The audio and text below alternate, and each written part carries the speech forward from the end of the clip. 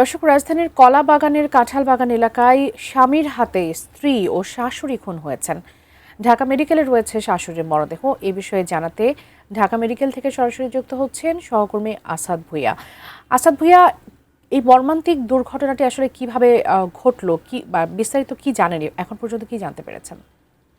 সবুজবাগ থানা এলাকায়, রাজধানী সবুজবাগ থানা এলাকার কাঁঠালবাগান এলাকায় সকাল ৯টায় জামাতার ছুরিকাঘাতে শাশুড়ি এবং মেয়ে নিহত হয়েছে। আমরা যেমনটি তথ্য পেয়েছি, আসলে ঘটনার সূত্রপাত আমরা এখানে একজন নিকটাত্মীয় পেয়েছি, তার কাছ থেকে জানতে পেরেছি বিয়ে খাওয়াকে কেন্দ্র করেই মূলত এই ঘটনার সূত্রপাত। শাশুড়ি, জামাই এবং স্ত্রী তিনজন মিলেই কিন্তু বিয়ে খেতে গিয়েছিলেন তাদের গ্রামের বাড়ি শরীয়তপুরে।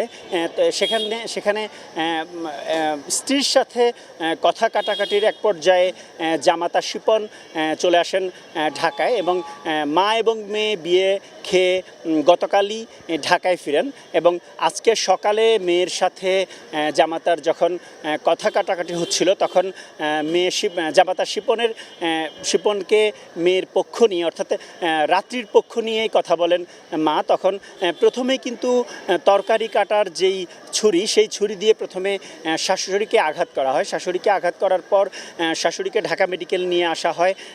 ঢাকা মেডিকেলে আনার পর তার মৃত্যু হয়। তার মরদেহ এখনও রাখা হয়েছে ঢাকা মেডিকেলের মর্গে, আমরা যেমনটি দেখতে পেয়েছি। এবং আমরা জানতে পেরেছি যে স্ত্রী যিনি ঘটনাস্থলে নিহত হয়েছেন রাত্রি, সেই রাত্রিকে রাখা হয়েছে সবুজবাগ থানায়,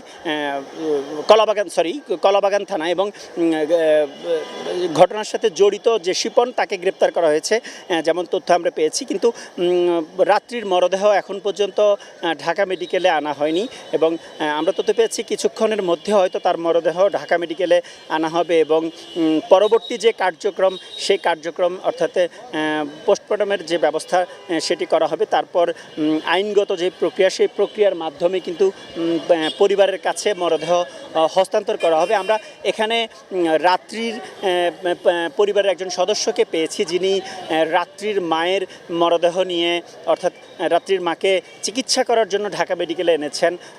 তার সাথে আমরা কথা বলেছি। তিনি যেমনটি জানিয়েছেন যে আসলে এই ঘটনাটিকে তারা অনাকাঙ্ক্ষিত ঘটনা হিসাবেই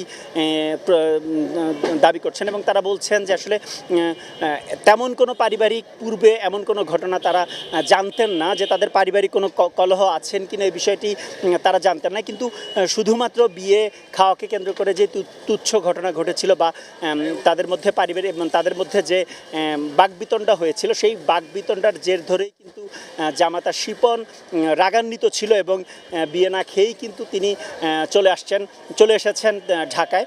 এরপর থেকেই কিন্তু তার মনের মধ্যে একটি ক্ষোভ জমা ছিল, সেই ক্ষোভের বহিঃপ্রকাশ হিসেবেই কিন্তু তারা বিষয়টিকে দেখছেন। তো এই ছিল আমার কাছে ঢাকা মেডিকেল থেকে সবশেষ তথ্য।